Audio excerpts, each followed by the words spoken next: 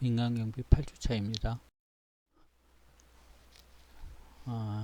이번 시간에는 민간경비의 성장과 관련된 이론적 배경에 대해서 살펴보도록 하겠습니다. 먼저 민간경비의 성장 과정은 국가의 근대화와 관계가 있다고 보는 거죠. 근대화는 긍정적인 요소가 있고 부정적인 요소가 있습니다. 긍정적인 요소들은 개인의 자유와 권리가 신장되고 자본주의의 좋은 점들을 우리가 누릴 수 있고 과학기술의 발전 등은 좋은 점이라고 볼 수 있는 반면에 범죄와 무질서, 사고와 손실 등은 부정적인 측면이라고 볼 수 있습니다. 그런데 부정적인 요소들이 민간 경비의 수요를 창출시키는 부분이라고 볼 수가 있습니다.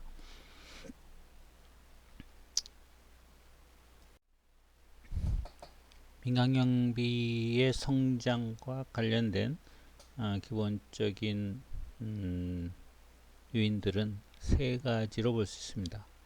범죄 및 손실 문제의 상존 및 증가, 두 번째로는 국가 공권력의 한계, 세 번째는 개인 및 조직의 안전 의식 증대와 관련된 내용들입니다. 범죄가 증가한다는 것은 범죄에 대한 두려움이 증가하게 되고, 이렇게 되면 안전의식이 증대되기 때문에 이러한 요인들은 서로 독립적이지 않고 서로 관계를 맺을 수 있다는 거죠. 또 범죄 문제가 많다라는 것은 한쪽에서 보면은 경찰 입장에서 보면 경찰이 제대로 역할을 못하는 것이 아닌가 이렇게도 볼 수도 있지만, 다른 측면에서 보면은 범죄가 증가한다는 것은 범죄 두려움을 키우는 요인이 될 수가 있는 거죠. 그리고 또 하나 대중매체의 범죄 문제를 보도하는 것은 개인과 조직이 범죄에 대한 두려움을 느끼게 되고, 이런 두려움이 증가하는 계기가 될 수 있다는 것입니다. 다음 장입니다. 먼저 범죄 문제의 상존과 증가입니다. 범죄 문제의 역사성이라고 하는 것은 범죄는 인류 역사와 함께 존재했다고 보는 것이죠. 인간은 사회적 동물이라고 하면서 이것이 갖는 의미는 인간은 혼자 살아가는 것이 아니고 서로 상호작용하면서 살아간다는 뜻입니다. 사람인자가 서로 의지하면서 있다고 하는 그런 의미를 가지고 있습니다. 인간의 이런 상호작용은 인류가 출현함과 동시에 나타난 것이죠. 범죄라는 것도 인간의 이런 상호작용의 과정과 결과에서 나타나는 것이라고 보는 겁니다. 이 범죄가 일어났으니까 이런 범죄를 지키기 위한 활동들도 인류의 역사와 함께 시작했다고 보는 것이죠. 창세기에 나타난 이브의 사과절 또는 카인의 아벨 사례, 그리스 신화 속의 판도라 상자, 모세의 10개, 불교의 5개 또는 10개, 이런 곳에서는 다 범죄 문제를 규정하고 있습니다. 이것은 인류의 역사와 함께 범죄 문제가 나타났다는 것이죠. 또 한편으로는 인간의 본성에 범죄성이 있다고 보기도 하는 거죠. 인간은 좋은 측면도 있지만은 그 본성에는 그렇지 않은 측면도 존재한다는 것이죠. 범죄 정상설이라고 해서 디르킨과 같은 학자는 범죄가 어떤 사회에서나 발생한다고 보았던 것입니다. 범죄가 부정적인 기능도 많이 있지만은 훨씬 더 많겠죠. 그렇지만 일부분 좋은 기능, 순기능도 있는데 그것은 바로 사회를 결속해 주는 기능이라고 보았습니다. 나쁜 짓을 하면 저렇게 나쁜 짓은 하지 말아야지 하면서 좋은 쪽으로 사회가 결속된다는 것이죠.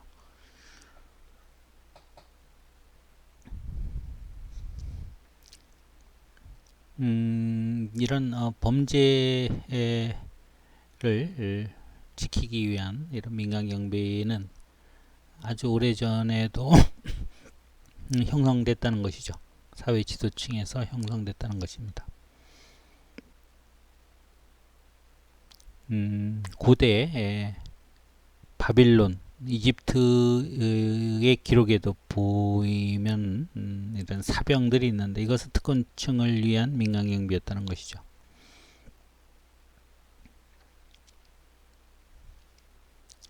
그리고 사회 지배층의 경우에는 경비원을 고용해서 자기들의 안전을 지켜왔던 것이죠.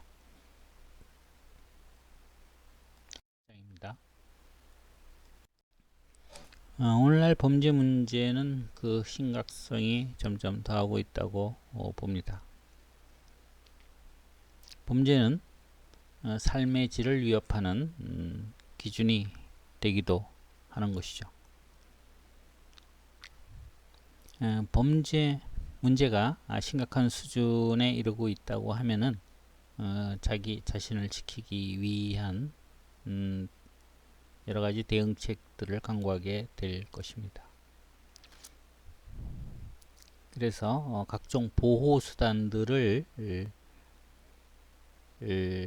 구비해서 안전을 강화하고 있는 것이죠. 그것은 잠금 장치가 될 수도 있고 경보 장치가 될 수도 있고 호신 장구를 이용하기도 하고 경호원이나 경비원을 이용하기도 하는 등 여러 가지 범죄로부터의 안전을 지키기 위한 대비책을 강구하고 있다는 것입니다. 또 범죄에 대한 두려움 중에 대중매체가 주는 간접적 두려움도 영향이 큰 것이죠. 대중매체는 매일 범죄와 관련한 여러 정보들을 제공하고 있습니다. 이런 것들은 일반인들의 두려움 그리고 또 공권력에 대한 믿음이나 또는 불신을 어떻게 가지는지에 대해서 영향을 줄 수 있다는 것입니다. 또 우리나라에 있어서 향락문화, 과소비, 사치풍조 이런 것들은 충동적인 범죄 양상을 보여주고 있다고도 보는 것이죠.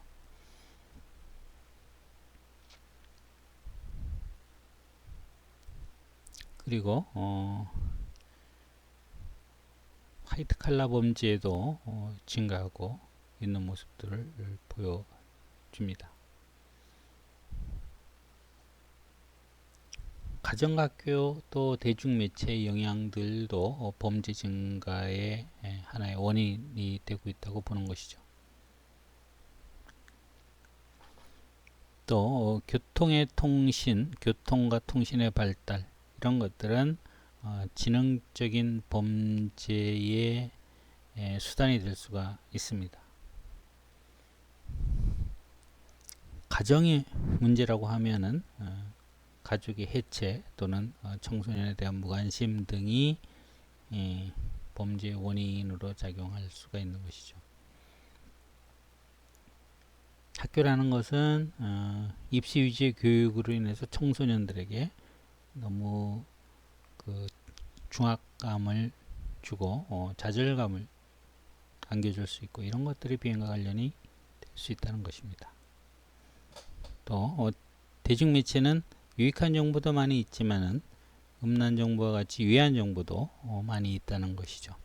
이런 유해 정보의 온상으로서 역할을 하는 것은 범죄의 하나의 동기가 될 수도 있다는 것입니다.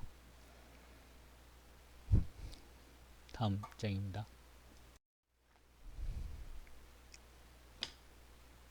경기 침체와 민간 경비의 성장에 대해서 살펴보도록 하겠습니다. 경기 침체가 되면은 실업률이 증가하게 되고, 실업률이 증가하게 되면은 범죄 중에서도 생계형 범죄가 증가하게 되는 현상이 나타난다는 것입니다. 범죄가 많이 증가하게 되면은 민간 경비의 이용이 증가하는 현상이 나타난다는 것이죠. 그것이 바로 경제 환원론이라고 합니다. 경제 환원론은 경기가 안 좋을수록 그것이 민간 경비의 성장과 관련이 있다고 보는 것입니다. 그런데 경기 침체가 아주 일정 수준을 넘어서게 되면은 민간 경비 성장도 안 되겠지만은 어느 정도의 실업과 경기 침체는 민간 경비가 성장할 수 있는, 많은 사람들이 범죄가 증가하게 되면은 민간 경비를 더 이용하게 된다는 것입니다. 민간 경비가 과연 경기 활성화에 긍정적인 영향을 주느냐 부정적인 영향을 주느냐에 따라서는 관점에 따라 다르게 볼 수 있는데요. 민간 경비가 기업의 이익에 간접적으로 기여한다는 것이죠. 손실을 지켜준다는 것입니다. 외부로부터의 침입이라든가 또는 손실을 지켜줌으로 인해서 기업이 이 물건을 만들고 판매하고 하는데 간접적으로 기여해서 궁극적으로는 경기 활성화에 도움을 준다고 설명을 하는 것이죠.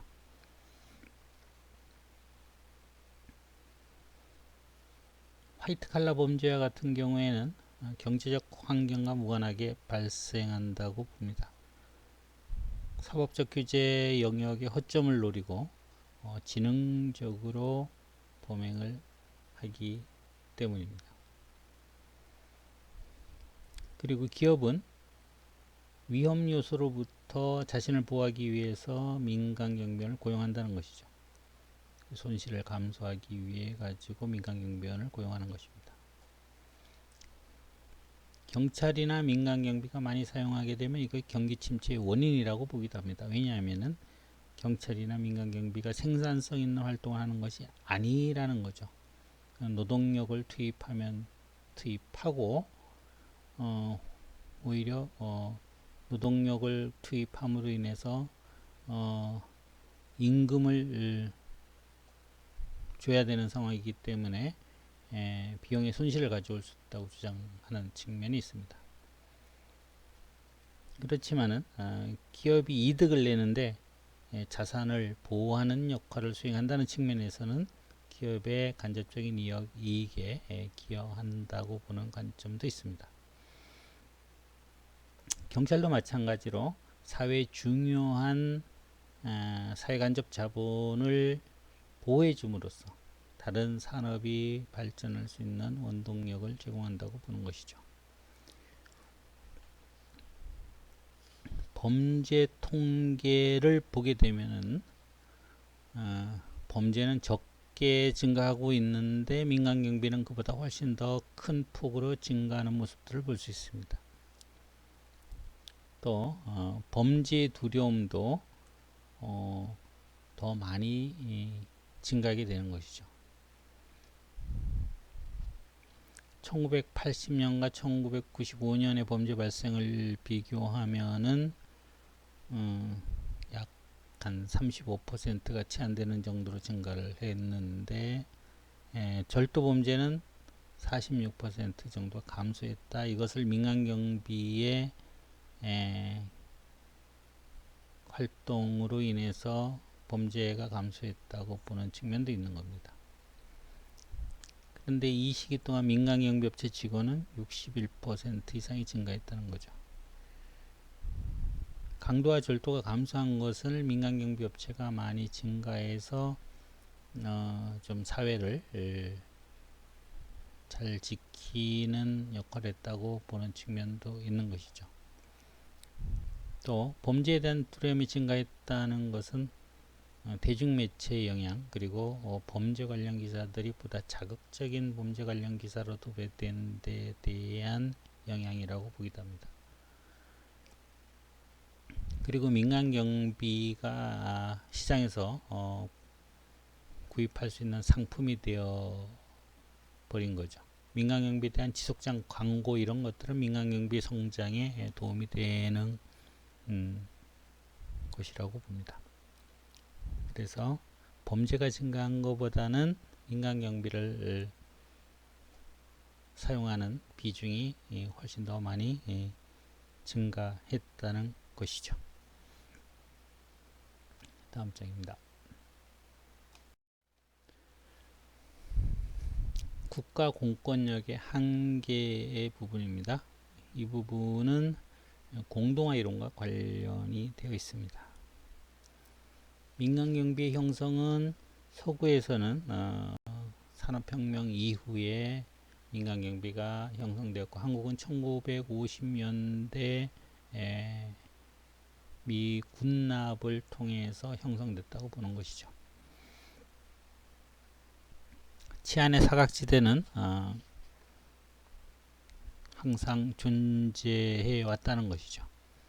국가 공권력이 모든 치안을 완벽하게 해소할 수 있을 만큼 충분히 제공된다는 것은 현실적으로 불가능하다는 것입니다. 국가 공권력이 미치지 못한 치안 사각지대가 미국의 경우에는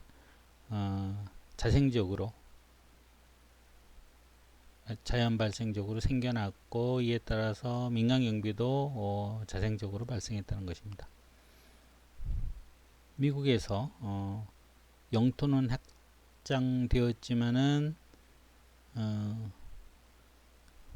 그 치안이 그 확장된 영토에까지 충분히 제공되지 않았기 때문에 이런 지역에서 자생적으로 민간경비가 발생하게 되었다는 것입니다. 그런데 한국의 민간경비는 1960년대부터 산업시설이 등장하면서 국가의 정책적 판단에 의해서 도입되었다는 것입니다. 그리고 1970년대의 경찰은 당시에 시민들이 유신체제에 대한 많은 저항을 했는데, 일명 시국치안이라고 하는 이런 시민사회 저항에 대응하는 데 경찰력이 집중되어서 시민의 안전을 위한 그런 경찰력의 한계를 보여주었다는 것입니다. 이 공동화라는 것은 일종의 그 공백이 생긴다는 것입니다.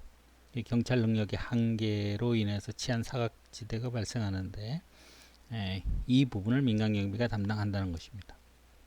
범죄와 무질서는 급격하게 증가하는데 경찰력이 이에 못 따라가게 되고, 이런 부분을 민간경비가 메워준다는 것이죠.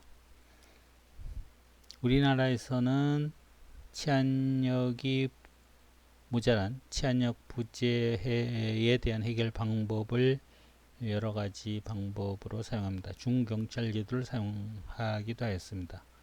전투경찰, 의무경찰 등을 이용하는 제도였죠.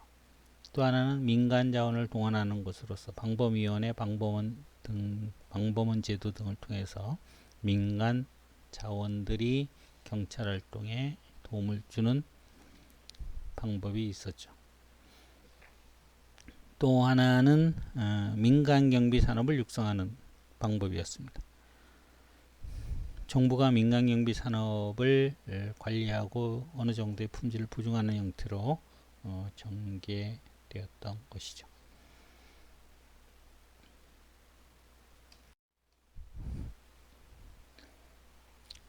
다음 장입니다.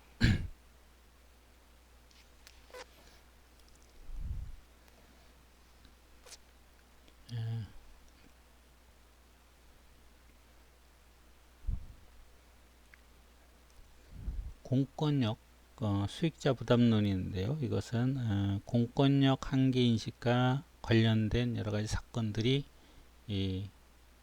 있었습니다.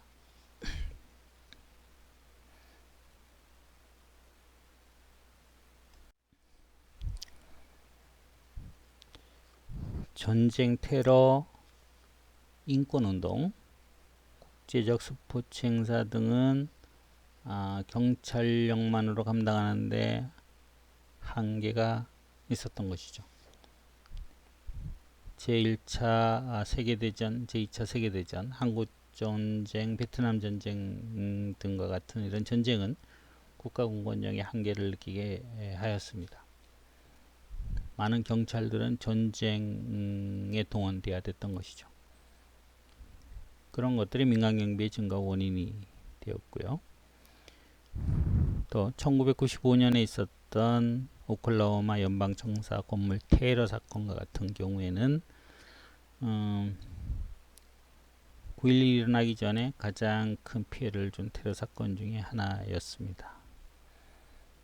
테러리스트들이 폭탄을 실은 트럭으로 미국 정부 연방 빌딩 건물에 돌진해서 168명이 사망하고 800여 명이 넘는 민간인이 부상당한 사건이었죠.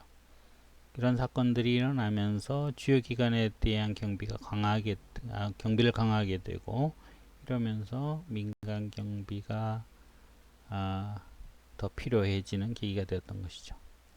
그리고 2001년에 9.11 테러가 발생합니다. 4대의 항공기가 세계무역센터, 국방부 청사에 대한 테러를 감행합니다. 약 3천여 명이 피해를 입었던 엄청난 사건이었습니다. 이런 것들이 발생하면서 사람들은 좀 더 안전을 강화하려고 하고 민간경비를 더 찾게 되었던 것이죠. 그리고 우리나라의 경우에는 국제적인 행사를 하면서 민간경비에 대한 인식의 변화가 있었습니다. 86년에 아시안게임, 88년에 올림픽, 92년에 대전 엑스포, 2002년에 한일 월드컵, 이런 것들의 경비를 경찰이 모두 동원될 수 없었기 때문에 민간 경비에서 경비를 담당했고, 이런 것들은 일반인들이 민간 경비에 대한 인식을 바꾸는 계기가 되었던 것입니다. 그리고 1960년대 북한의 침투가 있었던 상황들은 청원경찰 등 대처 인력들을 만들고 필요로 했고, 이런 것들을 만들어내는 계기가 되었던 것이죠. 수익자 부담론은 수익이 창출되는 곳의 안전은 수익의 주체가 책임져야 한다는 것이죠. 이런 스포츠 행사에 대해서 경찰력을 동원할 필요는 없다는 것입니다. 이익을 창출하는 쪽에서 경비에 대한 조치를 하고 안전에 대한 책임을 져야 된다는 것입니다. 영리를 목적으로 하는 일반 기업의 빌딩을 경찰이 지켜줄 필요는 없다는 것이죠.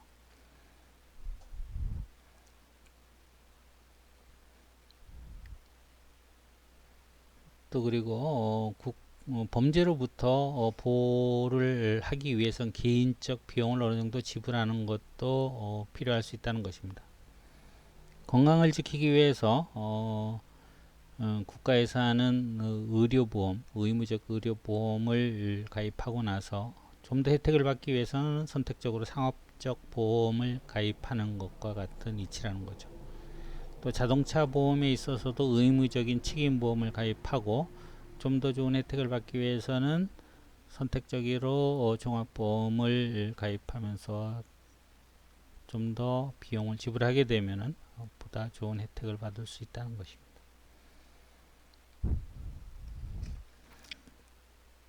사례가 상주에서 있었던 2005년의 사건인데요. 당시 MBC 가요 콘서트라는 행사를 위한 녹화가 있었는데, 여기에서 11명이 사망하고 100여 명이 부상당하는 사고가 있었습니다.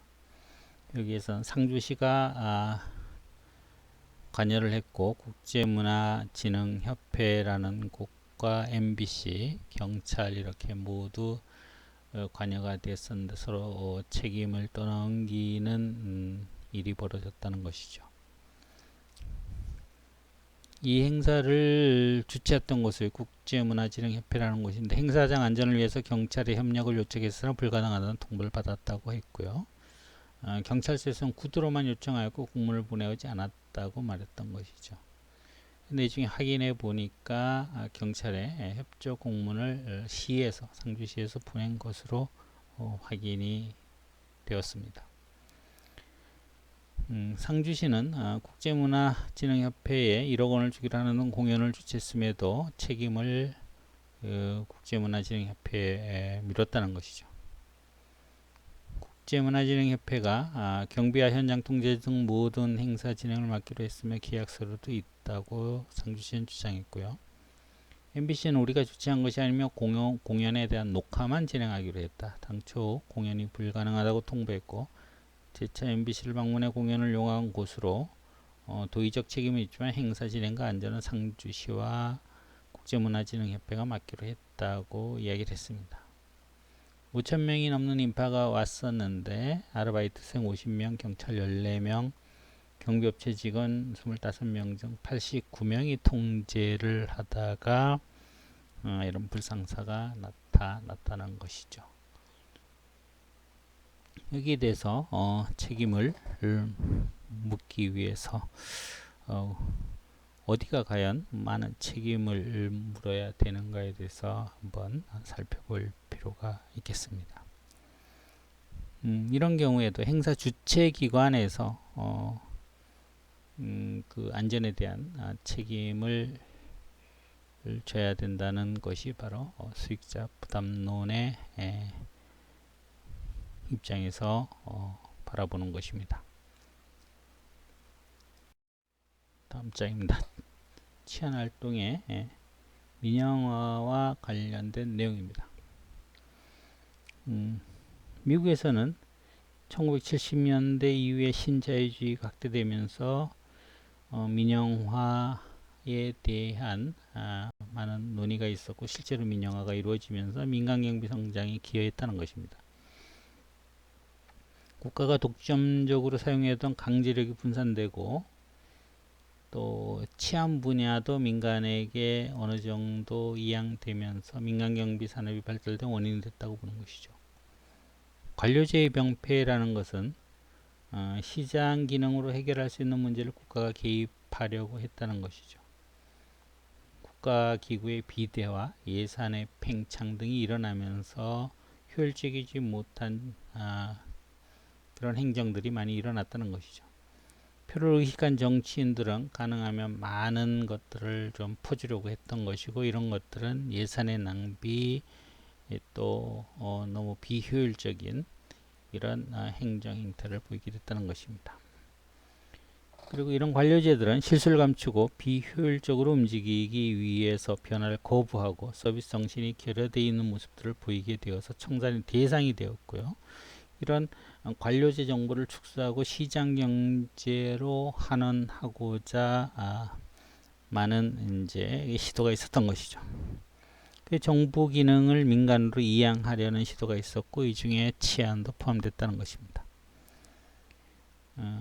그리고 공공지출을 통제하려는 정부 노력이죠. 좀 비용을 좀 절감하려는 노력 중에 하나가 바로 시장한테 맡기는 거였습니다. 시장의 자유화, 민영화 등이 고려가 됐던 것이죠. 자기네들이 하는 것보다 시장에 맡기게 되면 시장은 경쟁 체제로 운영되다 보니까 경제적으로 좀 더 유리했다고 보는 것이죠. 그리고 조세 수입이 점점 세금을 안 내려고 하는 것이죠. 치안 활동의 비행 문제를 해결하기 위해 가지고 이 치안 문제를 민간 부분에게 이양하는 건데 이것도 전체적으로 보면은 비용이 적게 들어갔다는 것이죠. 그러면 민간 경비는 이렇게 함으로 인해서 발전할 수 있었다고 보는 것이죠. 공경비와 민간경비의 관계는 보조적인 관계에서 평등한 관계로 점점 이제 발전해 나가고자 했던 것이고, 이 과정에서 나타났던 것 중에 하나가 바로 이익 집단론이라는 것입니다. 민간 경비업체들이 이익 집단을 형성해서 경찰과 대등한 관점에서 활동하기 시작했다는 것이죠. 이익 집단론은 사회 내에 존재하는 이익 집단들은 자신들의 이익을 극대화하기 위해서 노력한다는 것입니다. 대표적으로 한국의 경비협회가 이런 경비 회사들, 자기네들의 협회의 이익을 위해서 움직이기 시작했다는 거죠. 또 그리고 우리나라에서는 그 주요 공기업을 비롯해서 많이 민영화가 이루어졌다는 것입니다.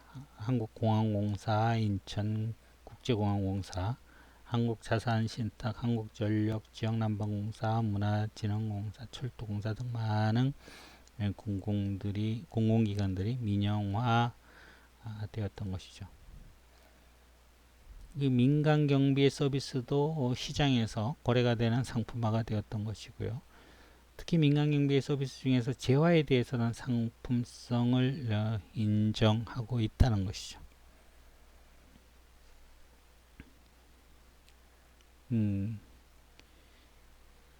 그리고 또 대기업이 이 민간 경비 시장에 진출하게 됩니다.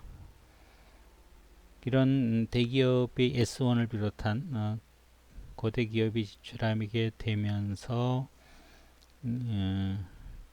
금융시설, 학교, 정부기관 이런 쪽으로 시장을 확대하면서 우수한 품질로 경쟁에 나서게 되는 것이죠.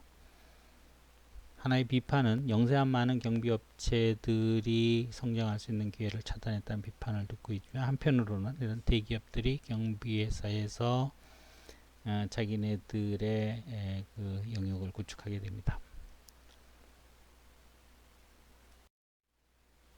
다음 장입니다.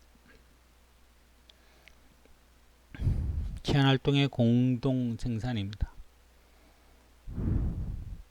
민영화에 있어서의 한계가 나타나고 시민 참여가 필요하게 됩니다. 미국에서는 경제적 침체가 나타나면서 조세 저항이 일어나게 됩니다. 그러면서 정부의 생산성 향상을 위한 노력이 있게 되고요.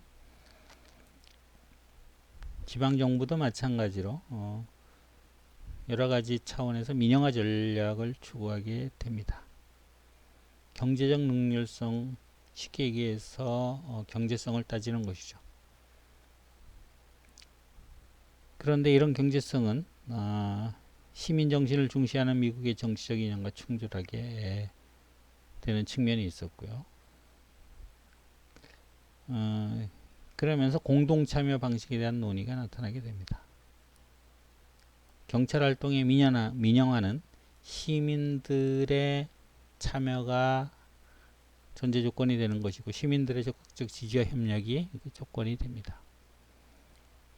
시민의 입장에서는 안정감을 증대시키고 투명성, 경찰 서비스, 공공 서비스 투명성을 증대시키는 계기가 되고요. 경찰의 입장에서는 시민들의 지지를 확보하는 계기가 됩니다. 시민들이 참여하면 할수록 공공 서비스의 투명성은 증대될 가능성이 높아지는 것이죠. 민간 경비와 같이 이런 참여 주체가 다양화되는 것들이 필요합니다. 미국과 일본과 같은 경우에는 민간 경비의 양적 증가가 경찰을 능가하죠. 그러면서 민간 경비가 상당한 중요한 역할을 하고 있는 것이고요. 또 민간 경비의 자원을 효율적으로 활용하는 것은 결국에는 시민들의 안전 욕구를 충족시키고 사회의 전반적인 안전에 기여한다는 것이죠. 공동생산에 의한 그 민간 경비의 역할 모형을 보면은 경찰, 시민, 민간 경비 이렇게 나눌 수가 있는데, 경찰과 민간경비는 치안 서비스를 생산하는 입장에 있는 것이고, 시민은 치안 서비스를 일반적으로 소비하지만은 일부분은 참여할 수도 있는 것이죠. 경찰과 같이 방범 활동을 한다든가 하는 것들이 그 예가 될 수 있습니다. 그렇지만 목표에 있어서는 차이가 있다는 것입니다. 경찰은 사회 안녕과 질서를 위해 가지고 치안 서비스를 제공하지만 민간경비는 영리 추구를 위해서 한다는 것이죠. 시민의 입장에서는 자기의 안전 확보 또 지역의 안전 확보를 위해서 치안 활동에 참여한다는 것입니다. 다음 책. 개인 및 조직의 안전의식 증대입니다. 자경주의와 민간 경비의 성장이 있는데요.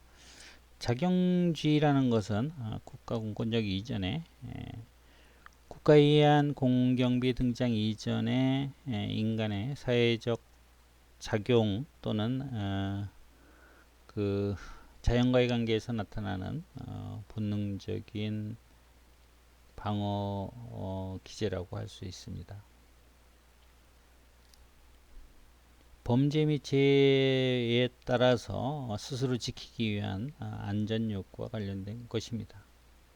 이런 자경주의는 인간이 추구하는 본질적인 욕구라고 할 수 있습니다. 안전에 대한 욕구가 되겠죠.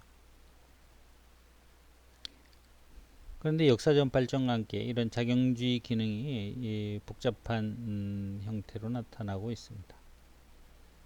원시 사회에서는 공동 생산, 공동 분배의 특징을 가졌던 것이죠.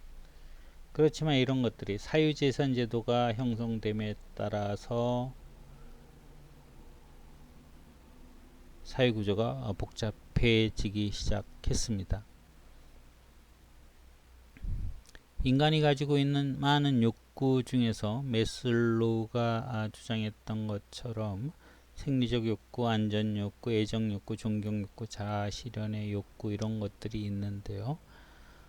이런 욕구 중에서 상당히 그 필요로 했던 아주 기초적인 욕구가 그 생리적 욕구와 안전에 대한 욕구라고 보는 것이죠.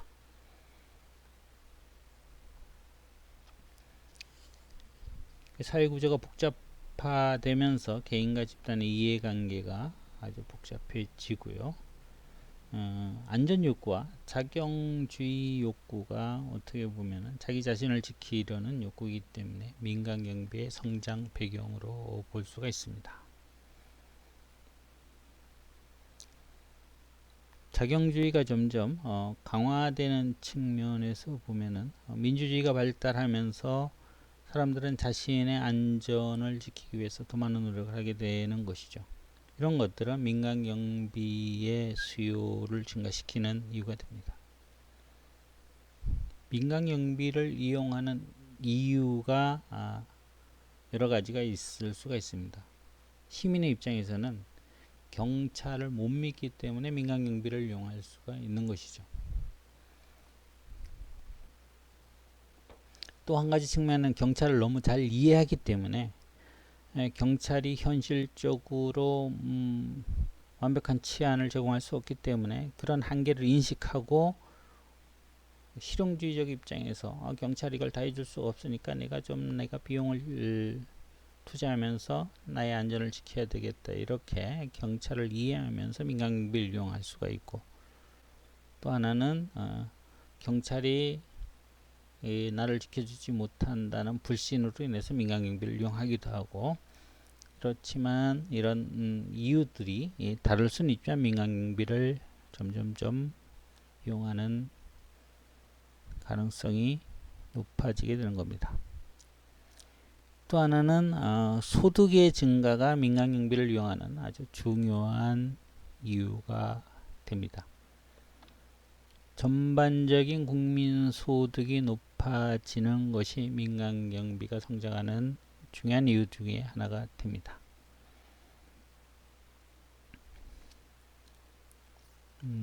기업과 관련해서 민간경비의 성장을 살펴보도록 하겠습니다. 먼저 미국을 예로 들면은 미국에서는 그 19세기 말 20세기 초에 석탄, 철강 산업 등은 국가 통제가 잘 미치지 않는 시골 지역에서 발달하게 됩니다. 그리고 이곳은 돈이 되고 일이 험하고 거칠고 하다 보니까 이민자 및 하층민으로 구성된 노동자들이 이런 힘든 일에 참여하게 되고, 이런 사람들은 상당히 좀 호전적인 측면들이 있습니다. 이런 것들이 기업들을 위협하는 요인이 됩니다.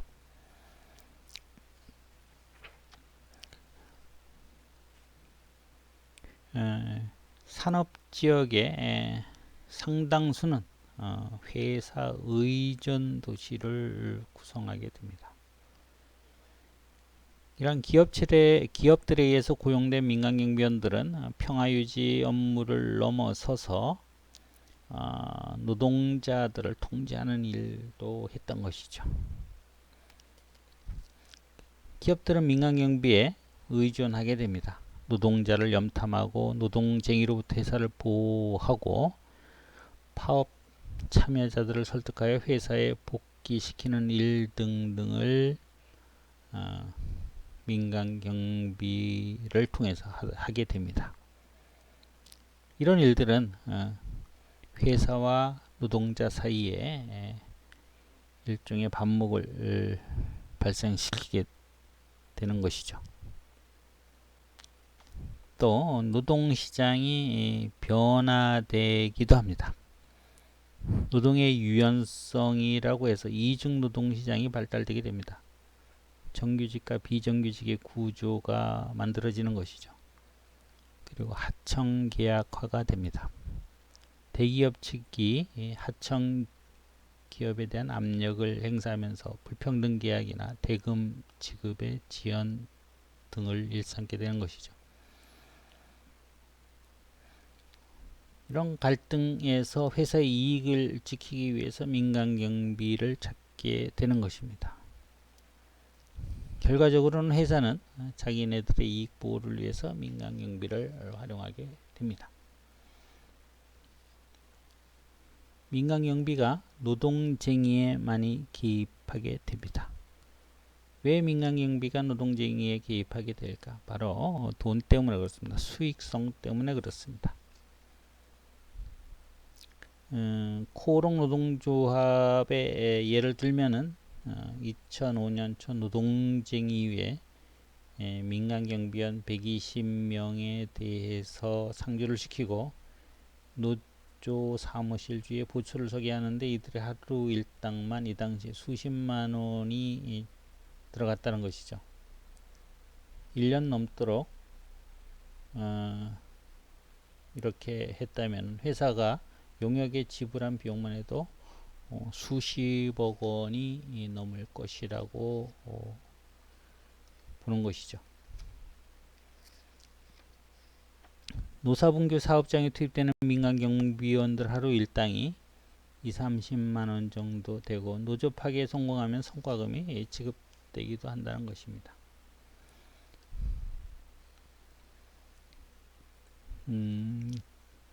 군산과 인천에 공장을 둔 자동차 부품 업체는 노조를 상대로 낸 손해배상 청구 소송에서 피해액 20억 중에서 7억 원을 용역경비 비용으로 명시해서 청구하기도 하였습니다. 민간경비 업체는 대부분 영세하기 때문에 조직의 생존을 위해서 돈이 되는 사업에 뛰어드는 게 현실입니다.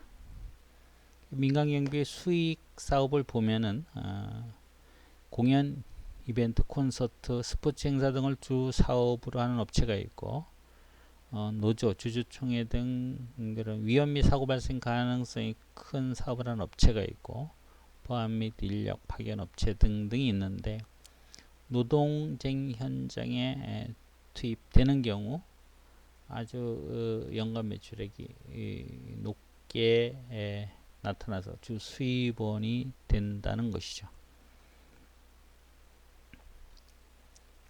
노동 입쟁이 개입의 그 역학 구조에서 관계를 보면은요, 노사 갈등이 일어나면은 사용자와 노동자가 대립하게 되는데, 사용자는 보통 그 민간경비를 사용하게 됩니다. 그리고 경찰도 사용자에 대해서는 느슨한 개입을 한다는 것이죠. 노동자 측에 대해서는 보다 강력하게 진압을 한다는 것입니다. 그리고 공기업의 경우에는 기업 측에 경찰이 개입한다는 거죠. 그래서 보통 보면 사용자들은 보다 많은 그 자원들을 가지고 노동자와 대립하게 된다는 겁니다. 국가공권력도 사용자 측이고, 민간경비도 사용자 측이고, 또 회사의 입장에서 보면은 회사 입장에서선 구사대와 같은 이런 집단들도 사용자 측이고, 노동자는 노동자 측은 상당히 불리한 상황에서 이렇게 서로 대립하게 된다는 것입니다. 자본주의 위기에 따른 기업의 안전의식 증대 부분입니다. 기업의 손실 예방을 민간경비에 의존하게 되고, 기업 기밀의 절도, 또 경쟁 회사의 설비 등을 파괴하기도 하고, 기업 임원에 대한 조사를 하기도 하고, 이런 역할들을 민간경비가 하기도 한다는 것이죠. 그 노동운동의 압제자적인 역할을 하다가 오늘날에는 기업 환경의 변화에 적응하기 위해서 기업 질서의 강화자 역할을 바로 민간경비가 하게 된다는 것이죠. 그래서 기업의 손실 예방을 위해서 민간경비가 사용된다는 것입니다. 그리고 거대 상업시설의 등장으로 인해서 민간경비가 성장하게 됩니다. 상업시설 중에서 백화점, 호텔, 병원, 금융기관 등등에서 민간경비를 이용하는 경우가 많다는 것이죠. 미국에 가면 가장 치안이 잘 되는 곳 중에 하나 카지노인데, 이런 곳에 가면은 감시 카메라가 많이 설치되어 있고 테이블마다 경비원이 배치되어 있다는 것입니다. 쇼핑센터와 같은 경우에는 주로 민간 경비가 그 안전을 확보하기 위해서 투입된다는 것이죠. 민간 경비원들이 소비자들에게 서비스를 제공하고 상업활동을 방해하는 사람들에 대한 제지를 하게 된다는 것입니다. 그리고 또한 거대 주거시설이 등장하게 됩니다. 이런 것들도 민간경비가 성장하는 계기가 된다는 것이죠. 초고층 주상복합 아파트가 최근에 많이 생겨나고 있고요. 이런 아주 타워팰리스와 같은 아주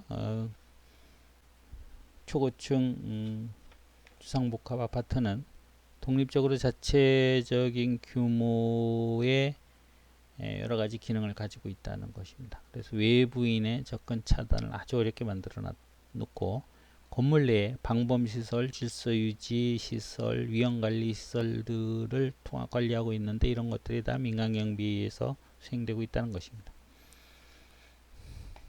그리고 이런 통합적인 시스템에서는 화재, 지진, 강풍, 범죄 등을 종합적으로 관리하고 있다는 것이죠. 그리고 지문인식이나 비밀번호 등에 의해서 인가된 사람만이 출입될 수 있도록 관리되고 있고요. 또 외출해서도 자동으로 가스밸브가 자동으로 잠기는 등 안전을 확인할 수 있는 방법들이 많이 있다는 것이죠. 방범 시스템은 누군가 침입하면 휴대전화로 바로 연락이 오도록 설계가 되어 있고요. 또 가스, 전기, 수도 등이 원격 검침이 가능해서 검침원들이 들어올 필요가 없게 설계되어 있습니다. 또 거실이나 침실, 화장실에서도 방문자를 확인할 수 있고 문을 열어줄 수 있는 시스템들이 다 있는 것이죠. 그래서 첨단 전자정보통신 기술과 보안 기술이 접목된 주거 공간들이 점차 많이 증가하고 있고, 이런 곳에 대한 경비를 민간 경비가 투입되게 되면서 민간 경비의 활용도는 점점 더 높아지고 있다고 보는 것입니다. 이번 시간 여기까지 하도록 하겠습니다.